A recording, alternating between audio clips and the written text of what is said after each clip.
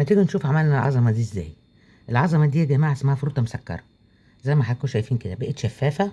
كل واحده فيهم واخده اللون، طب كل واحده فيهم طعم وكل واحده فيهم لون في منتهى الجمال ما شاء الله. ده لسه عاملينه حالا دلوقتي عشان اوريكم الطريقه، لكن انا عملت امبارح الكميه دي ما شاء الله. الكميه دي بتاع كيلو ونص تقريبا.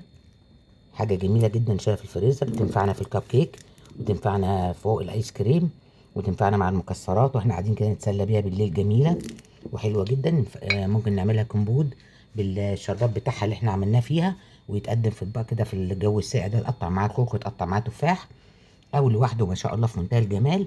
الاتراك بيعملوا كده يا جماعه، وقشر البطيخ ده مفيد جدا جدا جدا. تعالوا بينا نشوف عملنا العظمه دي ازاي. ولمتابعه قناه منوعات واكلات على اليوتيوب اتمنى تشرفوني. السلام عليكم ورحمه الله وبركاته. بسم الله الرحمن الرحيم. دلوقتي يا حبايبي هنعمل مع بعض الفروته المسكره. الفروته المسكره دي بتتعمل من قشر البطيخ اللي هو الابيض ده. بنشيل الاخضر ده اللي هو احنا شايلينه اهو، وسايبه لكم كام واحده كده نقشرها مع بعض اهي.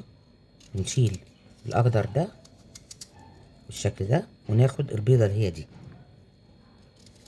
طبعا نقطعه شرايح بالطول، نقطعه مربعات صغيره زي ما انت تحبي. لو عايزه تعمليه زي الجيلي كولا ممكن تقطعيه شرايح بالطول واي اشكال انت عاوزاها، هيبقى حلو جدا معانا.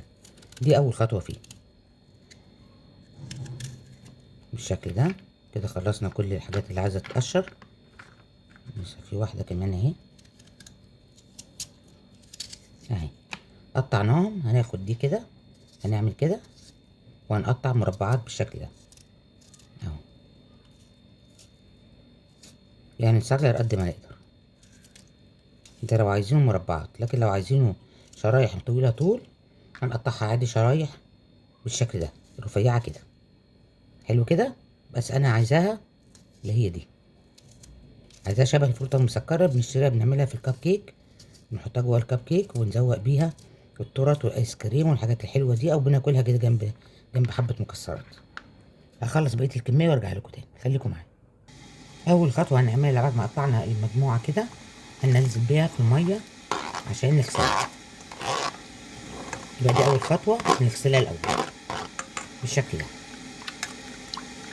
هنغسلها كويس، وبعدين هنجيب اي حاجه كبيره عن المعقول يعني هنقطعها تاني زي ما حضراتكم شايفين كده. هنغسلها غسله كويسه. احنا مقطعينه اهو ما شاء الله، يعني الى حد ما قريب من بعضه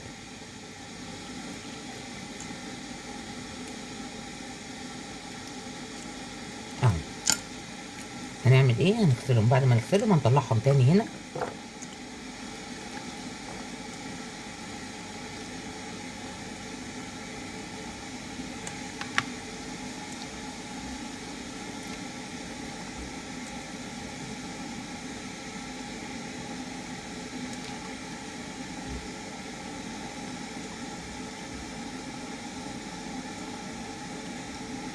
الفوطه المسكره دي يا جماعه غاليه غاليه لان استخداماتها كتير.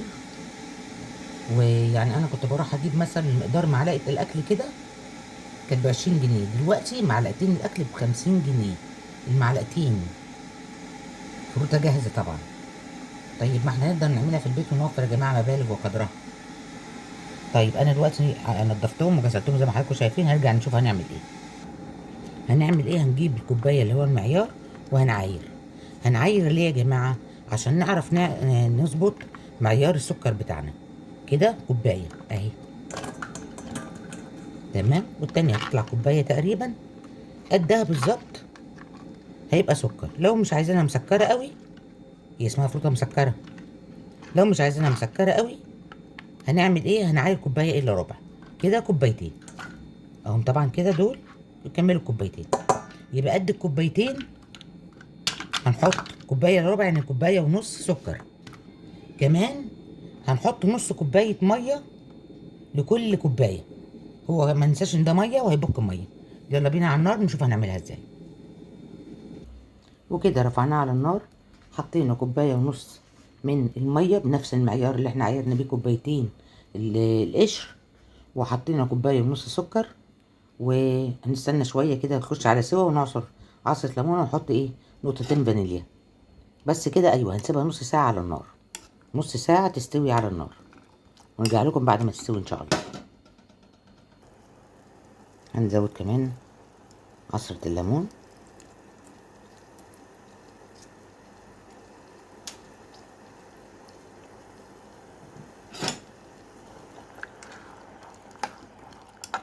هنسيبها تستوي براحتها، نوطي عليها النار ونسيبها تستوي مقدار نص ساعة، نرجع لكم تاني. طبعا هو كده بيستوي، وكل ما يستوي معانا كل ما لونه بيروح للشفاف اكتر. يعني لو لاحظنا بصوا بيض ازاي، بعد شوية يبقى شفاف شفاف لدرجة ان احنا مش هنعرفه هو ايه اصلا. وده اللي بيخلينا ما نميز الفرطة المسكرة، ما كناش عارفين هي معمولة من ايه. هنكمل سواها وارجع لكم تاني. كده بعد ما دقناه ولقيناه دخل على سوا خلاص، عايزين يبقى فيه عضة شوية. يعني ايه؟ يعني مش مهري بالشكل ده. نصفيه اهو. دي الكمية اللي احنا عملناها النهاردة. انا طبعا عشان عاملة امبارح حبيت اعد لكم بس ايه الكمية المتاحة عندي. ودي هنقسمها على 2 او على 3 او على واحدة زي ما هي، ونلونها دلوقتي وهي سخنة. هوريكم دلوقتي حالا. هناخد طبعا ده يعتبر كمبود. الصوص ده يا جماعة يعتبر كمبود. هنحطه يعقد شوية كمان في نفس الحلة، وبعدين هنحطه في كيس او في برطمان ونحطه في الفريزر، نسقي بيه التورت او كمبود نقطع فيه اي فاكهة ونقدمها في الصيف طبعا وهو ساقع.